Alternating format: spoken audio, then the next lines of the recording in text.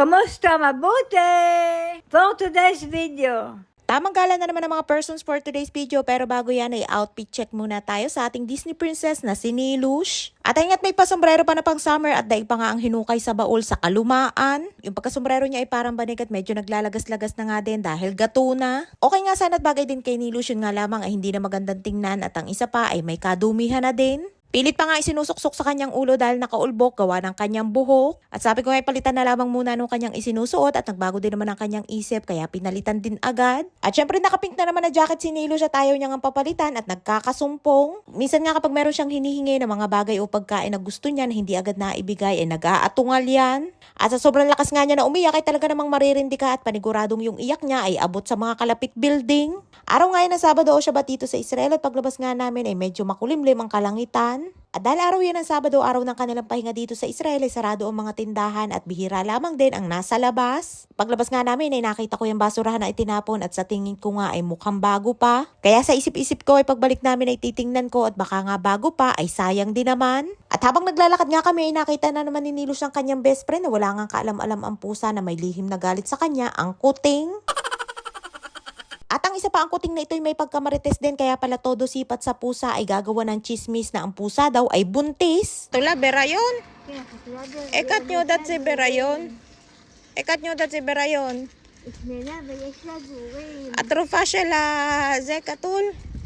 Iba talaga nagagawa ng galit ni Nili sa pusa hanggang sa umabot na nga sa ginawa niya ng chismis. At kasabi-sabi niya nga sa akin na buntis daw yung pusa. Tinatanong ko nga na paano niya nasabi na buntis yung pusa ay siya ba ay doktor ng pusa?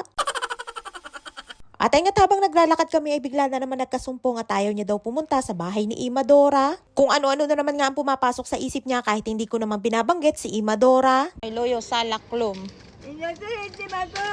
At ayun nga tanlaki na naman ng sumpong at sinuntok daw siya ni Imadora. Ganun nga si Nili kapag bumabalik ang kanyang sakit, halos lahat ay kinagagalitan niya kahit wala namang ginagawa sa kanya. At pati nga sa kapitbahay namin na si Aling Esther ay galit na galit din siya dahil nakita niya daw si Aling Esther na sinuntok daw ako. Mahirap nga labanan ng halusinasyon ni Nili at kahit nga anong paliwanag sa kanya ay pinagpipilitan niya pa din kung ano yung paniniwala niya. At ayun nga pati nga fountain ay kinatakutan at ahas daw yun. Zelo na ka, Zemaim.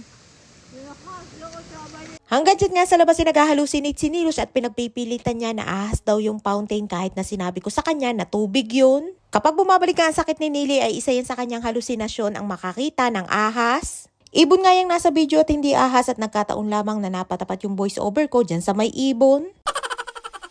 Pangalawang beses ko na nga na dinala dyan si Nili at yung una nga ay medyo matagal-tagal na din yun. Tamang lakad nga lamang kami at konting picturan bago umuwi at hindi nga kami pwedeng tumambay dahil ayaw ni Nili na maupo.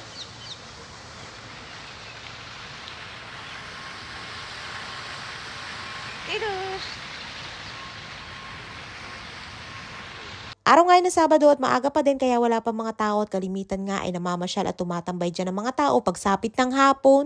At ang isa pa nga nasukay dyan na araw-araw ay pumupunta dyan kahit gabi ang isa pang best friend ni Nilush na si Imadora. Pauwi na nga kami niyan at ayun nga't paiyak na naman si Nilush dahil dadaan kami dun sa may fountain at natatakot daw siya dahil ahas daw yun. At sa takot nga ni Nili ay nagmamadali na din sa paglakad at marami nga din nakakapansin kay Nili na mabilis na daw lumakad. Ay nga dahil sa araw-araw na lumalabas kami at araw-araw kami naglalakad ng isang oras kaya malaki din ang naging improvement sa paglalakad ni Nilush. Halos magdadalawang buwan pa nga lamang simula nung inaraw-araw namin ng paglalakad at baka nga kapag inabot ng taon ay manakbo na si Nilush at matalo pa niya si Lydia de Vega. Pauwi na nga kami niyan at bala ko sanang tingnan yung basurahan na itinapon. Ang kaso ay merong nakatambay na mag-asawa dun sa may gilid kaya naman nahiya ako na tingnan.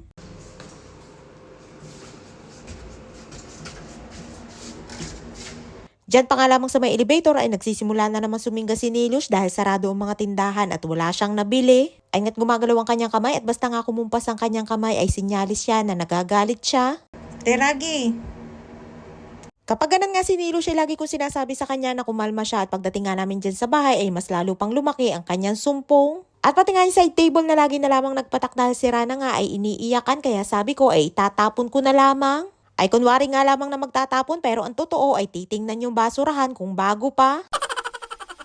Kunwari ka pa Juanita na magtatapon, yun pala ay may iba ka na tatargetin. Kaso hindi tayo pumaldo for today's video dahil ang basurahan ay masyado ng madumi at meron pa nga nakulong na langaw sa loob. Ay kaya nga basurahan ay malamang ay madumi at hindi ko na nga kinuha. At ingat sa laki ng sumpong ni Nilo, siya ay ayaw pang magpalit ng damit at nagagalit at may daladala pa nga na bread knife at pilit na binubuksan ang pinto. Gusto niya daw lumabas pero nang buksan ko naman ang pinto at pinalalabas ko siya ay ayaw naman lumabas. Boy!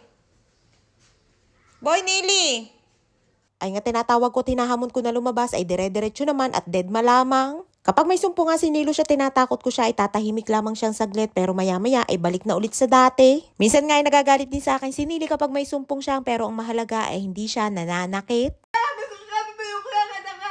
Ay nga tag-iiyak na naman at kung ano-ano ang kanyang sinasabi at minsan nga ay naghahalo-halo na din yung kanyang mga pinagsasasabi. Ito na nga yung pinakamahaba na na-experience ko ang sakit ni Nili at mahigit 7 buwan na nga din ang lumipas simula nung bumalik yung kanyang sakit. At hanggang ngayon nga hindi pa rin siya nakaka-recover kahit summer na dito sa Israel. Kapag summer o tag-init dito sa Israel ay umaayos ang kondisyon ni Nili na halos bumabalik siya sa normal. At kapag tag-init nga din ay doon nagiging mahimbing ang pagtulog niya. Ay siya hanggang dito lamang ating kwento for today's video at maraming po salamat sa inyong suporta at laging panonood. Mag-ingat po tayong lahat palagi. And please follow and share ako Infinity Private Resort and Events Place and please subscribe to my YouTube channel.